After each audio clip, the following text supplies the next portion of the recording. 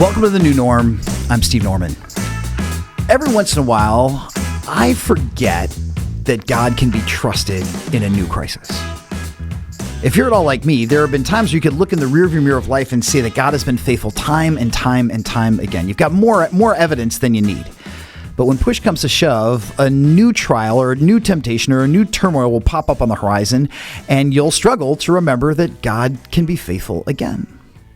And I'm reminded of the story in the Old Testament. This is in Exodus chapter 14, and then later again, we'll talk about Numbers 13 and Numbers 14, about the people of Israel, over 600,000 men of fighting age, and all of their families, probably 1.5 to 2 million people, have fled Egypt.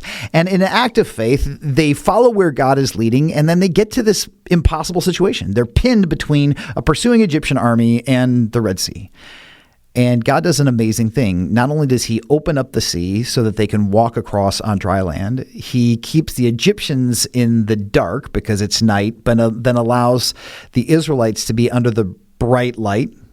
So he literally is making night day for the Israelites while keeping the Egyptians literally in the dark. And then finally, once the Israelites are safely across, God allows the waters to close again, completely eliminating the Egyptian threat so that they're not haunted by that anymore. Exodus chapter 14 says this: when the Israelites saw the mighty hand of the Lord displayed against the Egyptians, the people feared the Lord and put their trust in him and in Moses, their servant. And then after that, they saw God do amazing things. God sent fire from heaven and sent bread from heaven and sent meat in the form of quail. And with every new miracle, their trust and confidence in God grows. And this is where we pick up the story in Numbers chapter 13. The Lord said to Moses, "Send some men to explore the land of Canaan, which I am giving to the Israelites. From each ancestral tribe send one of its leaders." So at the Lord's command, Moses sent them out from the desert of Paran. All of them were leaders of the Israelites. These are their names. From the tribe of Reuben, Shemua, son of Zakur. From the tribe of Simeon, Shaphat, son of Hori. From the tribe of Judah, Caleb, son of Jephunneh. From the tribe of Issachar, Igal, son of Joseph. From the tribe of Ephraim, Hoshea, son of Nun. From the tribe of Benjamin, Paltai, son of Raphu. From the tribe of Zebulun, Gadiel, son of Sodai. And from the tribe of Manasseh, a tribe of Joseph, Gadai, son of Susai. From the tribe of Dan, Amiel, son of Gemelli. From the tribe of Asher, Sethur, son of Michael. From the tribe of Naphtali, Nabai, son of Vophsi. From the tribe of Gad, Geuel, son of Makai. These are the names of the men Moses sent to explore the land. Moses gave Hoshea, son of Nun, the name Joshua. Now, I don't know about you, but if I'm ever reading a list or a chronology or a genealogy like this in the scriptures, my temptation can be for my eyes to roll back and glaze over. It feels like we're reading something with all of the excitement of a phone book. Some of you remember what those are. But remember that the ancient Israelites didn't have 23andMe. They didn't have Ancestry.com. So when they read a list like this, they could actually trace their lineage, their heritage, back to one of the names on this list. It reminded them of their place in the broader story that God is creating in and through them. So God tells Moses to create an expedition team to scout out the land of Canaan. And each of the 12 tribes, there's actually 13, but only 12 of them get territories because the priests, the Levites, have special land that is allotted to them, are represented. And remember these names, Caleb and Hoshea or Joshua. We'll come back to them in a minute. Later in Numbers 13, when Moses sent them to explore Canaan, he said, "Go up through the Negev and on into the hill country and see what the land is like and whether the people who live in it are strong or weak, few or many. What kind of land do they live in? Is it good or bad? How is the soil? What towns do they live in? Are they unwalled or fortified? How's the soil? Is it fertile or poor? Are there trees in it or not? Do your best to bring back some of the fruit of the land." It was the season for the first ripe grapes. So they went up and explored the land from the desert of Zin as far as Rehob towards Lebo-Hamath, and they went up through the Negev and came to Hebron, where Ahiman, Seshai, and Talmai, the descendants of Anak, lived. Hebron had been built 7 years before Zoan in Egypt. And when they reached the valley of Eshcol, they cut off a branch bearing a single cluster of grapes, and 2 of them carried it on a pole between them, along with some pomegranates and figs. And the place was called the Valley of Eshcol. Eshcol is a Hebrew word that sounds like cluster, because the cluster of grapes the Israelites cut off there. And at the end of 40 days, they returned from exploring the land. So remember, Moses had given them this checklist. Land, good or bad. Soil, fertile or poor. Trees, yes or no. People, few or many. And the people's strength, strong or weak. And finally, are the towns, are they unwalled or are they fortified? The story continues in verse 26. They came back to Moses and Aaron and the whole Israelite community at Kadesh in the desert of Piran. And they reported to them in the whole assembly, and they showed them the fruit of the land. And they gave Moses this account. We went to the land which you showed us. It does flow with milk and honey. Here's the fruit. Remember, the people hadn't seen fruit in a while. There's not fruit in the desert. But the people who live there are powerful, and the cities are fortified and very large. And we even know the descendants of Anak there. The Amalekites live in the Negev, which was the south, and the Hittites and the Jebusites and the Amorites live in the hill country, and the Canaanites live near the sea, so that would have been the west, and along the Jordan, that was the east. So here's their report. The land is good. The soil is fertile. Look at these grapes. The people are powerful, and the cities are fortified, and they're pretty big. Then Caleb silenced the people before Moses and said, we should go up and take possession of the land, for we can certainly do it. But the men who had gone up with him said, we can't attack these people. They're stronger than we are. And they spread among the Israelites a bad report about the land that they had explored. They said, the land we explored devours those living in it, and all the people we saw there are of great size. We saw the Nephilim there, the descendants of Anak come from the Nephilim, and we seemed like grasshoppers in our own eyes, and we looked the same to them. And Caleb said, hey, we can do this. Let's go. But look carefully at what the other 10 scouts say.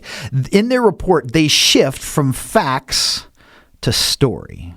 You ever notice that two people can witness the same event, whether it's a car accident or a family dispute, and they can witness the same facts and come away with completely different stories? That's what's happening here. Joshua and Caleb and the other 10 scouts, they see the same land, but they return with different stories. And the 10 scouts who are resisting this act of risk come up with a story that is loaded with 4 excuses. The first excuse is, we can't attack those people. They are stronger than we are. It's interesting because Moses only asked them to answer this question, are they strong or weak? He didn't ask them to say, how strong are they in comparison to you? But the scouts say, not only the people are strong, but they're stronger than us. And then the second excuse is, the land we explored devours those living in it. Do you see that? In an instant, the land went from being good to being dangerous. A third excuse, all the people we saw are of great size. The people went from being powerful to gigantic. Now, this is an exaggeration. They said all of the people that we saw are of great size. No, they didn't have a chance to witness all of the people. And because they were spies, the goal wasn't to get up close to anybody for fear of being caught. So it's not like they had a data from every single person's physician indicating how tall they were. And then the last one was, we seemed like grasshoppers in our own eyes, and we looked the same to them. Now, again, they're free to their own opinion, but they don't get to speak for the Canaanites. They have no idea what the Canaanites think about them because they never stop to ask anybody. So here at Winning at Home, we've got some amazing counselors that work here, and they have explained to me that there's this principle in mental health called catastrophizing, where if we think that if one thing is wrong, all of the things must be wrong. And that's what's happening here. They don't want to go into this quest. And so they come up with all these different excuses about how the land is scary, the people are giants, and the people are super intimidating, and the people think that we're grasshopper height. So for these 10 scouts, the battle was over before it even started. They refused to follow God into the land, and they yelled their excuses to others. Circumstances are too scary. The threats are too dangerous. The obstacles are too great. We're too small.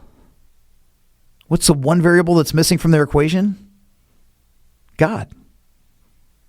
The same God who directed this endeavor and promised to be faithful to them in it. Numbers 14 says, that night all the members of the community raised their voices and they wept aloud.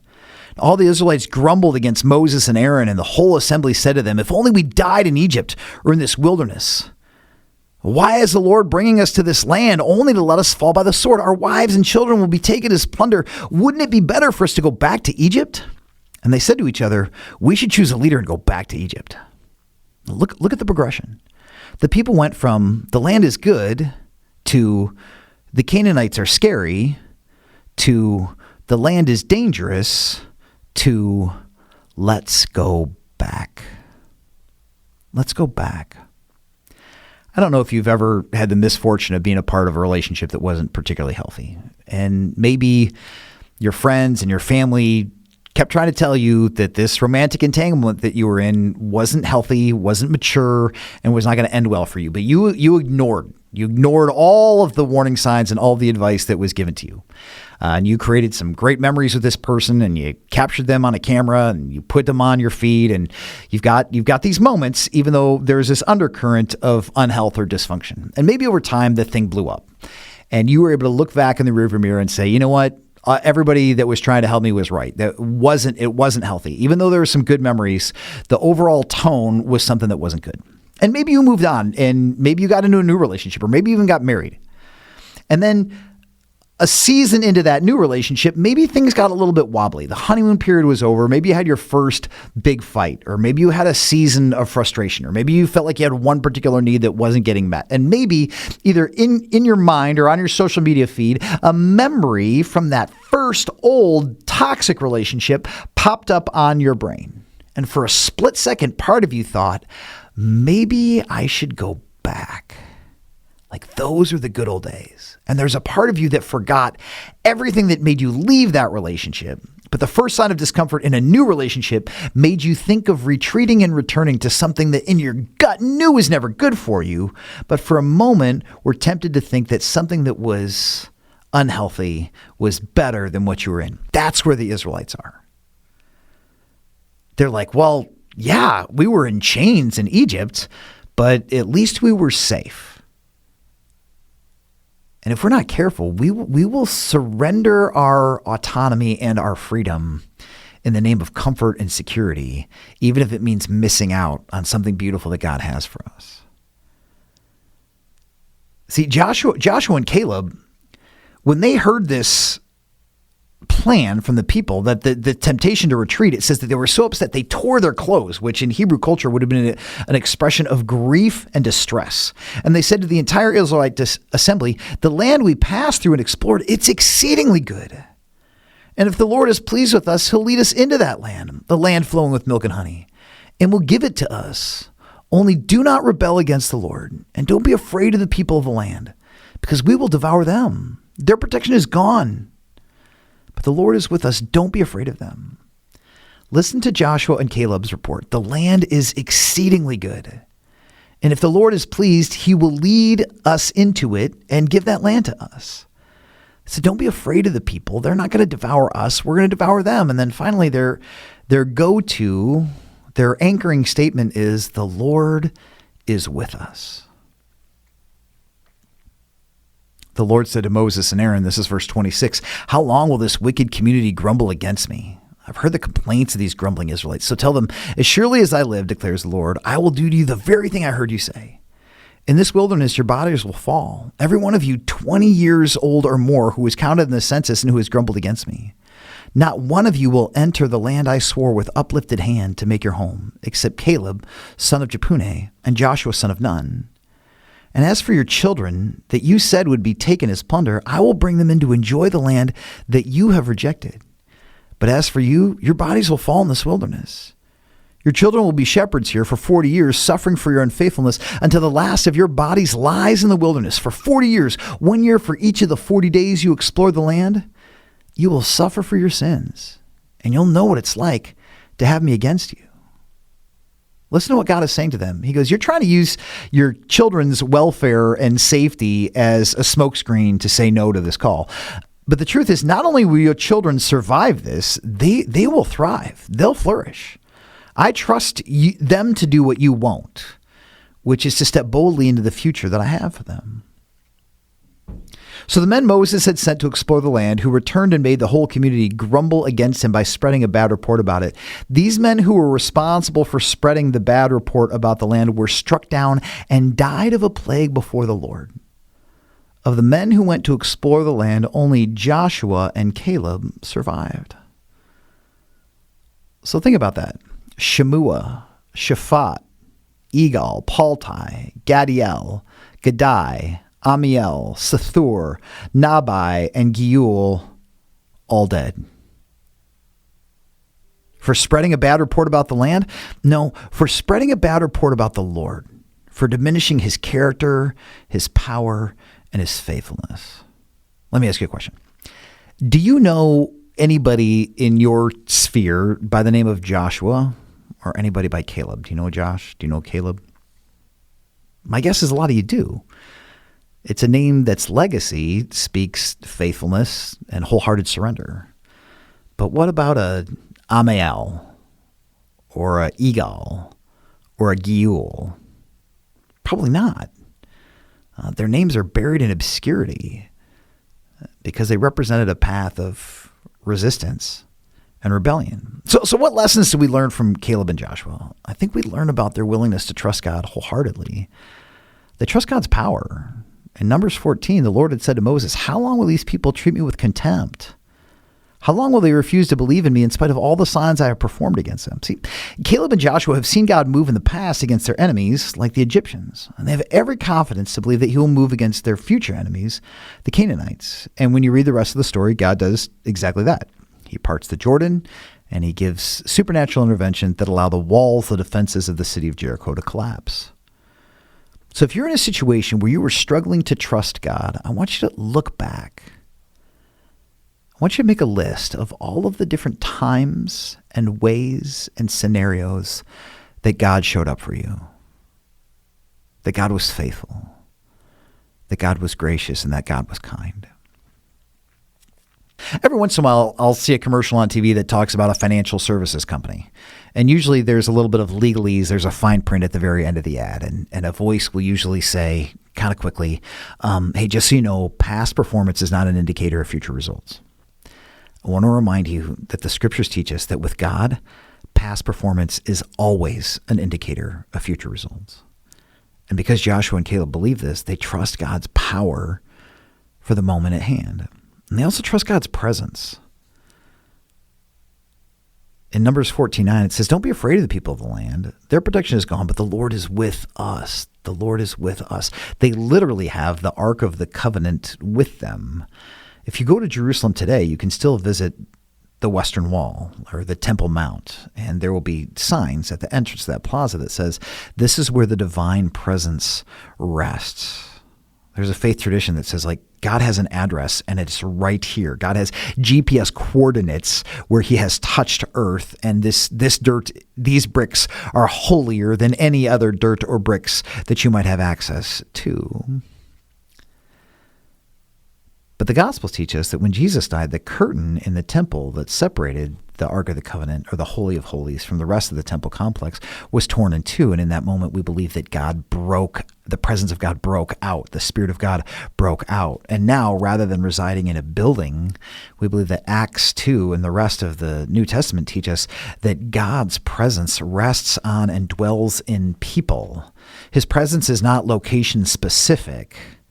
God is everywhere that his people are living and working and breathing. Now, how many times have you been to church and heard somebody say, "Isn't it great to be in the presence of the Lord?" Like, I used to hear worship leaders say this all the time. And it's true. I believe that God's presence is uniquely manifest in corporate prayer and worship that we don't experience in other ways. That said, God is still present when we're not at church. Like, how many times have you asked the same question when you were at work? "Isn't it great to be in the presence of the Lord?" Or do you ask it at home? "Isn't it great to be in the presence of God?" Or at your kid's basketball game, even if they're sitting on the bench and you don't feel like the ref has given your team any of the right calls. Isn't it great to be in the presence of the Lord? See, God is never not present. The only question that we have to wrestle with is, are we aware of his presence? And if we're not, how do we change our rhythms? How do we carve out space in time, in geography, and in our minds to discern, appreciate, rest, and celebrate his presence? Because when we are aware that God is with us, we think and act differently than when we're not. So Joshua and Caleb, they trust God's presence, they trust God's promise, and then finally they trust God's presence, and then they trust God's promise. Numbers chapter 14:6 says, Joshua, son of Nun, and Caleb, son of Jephunneh, they tore their clothes. They were so frustrated because the people didn't trust the promise that they so clearly trusted. They trust in God's promise when they see the land for the first time. They believe that they'll return to it. And they trust God's promise for every one of their 40 years in the wilderness. And they trust God's promise even when they're in the land but haven't landed on their territory yet. Joshua 14 has an interesting passage. We read Caleb's speech that says this. He goes, I was 40 years old when Moses, the servant of God, sent me from Kadesh Barnea to explore the land. And I brought back a report according to my convictions. But my fellow Israelites who went up with me made the hearts of the people melt in fear. I, however, followed the Lord my God wholeheartedly. So on that day, Moses swore to me, the land on which your feet have walked will be your inheritance, and that of your children forever, because you have followed the Lord my God wholeheartedly. Now then, just as the Lord promised, he has kept me alive for 45 years since the time he said this to Moses, while Israelite moved around in the wilderness. So here I am today, 85 years old, and I'm still as strong as the day Moses sent me out. I'm just as vigorous to go out to battle now as I was then. Now give me this hill country that the Lord promised me that day. You yourself heard then that the Anakites were there and that their cities were large and fortified. But, and here's the phrase I want you to remember, but the Lord helping me, I'll drive them out just as he said. For Caleb, he said, the land is good. The Lord is leading. The Lord is with me. And that's enough. And if you're having trouble today or this week or in this season, being reminded that the Lord is with you or for you, I want to call you to maybe read Psalm 121 just every day for the next 7 days. Hear these words. I lift up my eyes to the mountains. Where's my help come from? My help comes from the Lord, the maker of heaven and earth. He will not let your foot slip. He who watches over you will not slumber. Indeed, he who watches over Israel will neither slumber nor sleep. The Lord watches over you. The Lord is your shade at your right hand. The sun will not harm you by day, nor the moon by night. The Lord will keep you from all harm. He will watch over your life. The Lord will watch over your coming and going, both now and forevermore. Thanks so much for tuning in today. You're listening to The New Norm, and I'm Steve Norman. Thanks for listening. We'll catch you next time.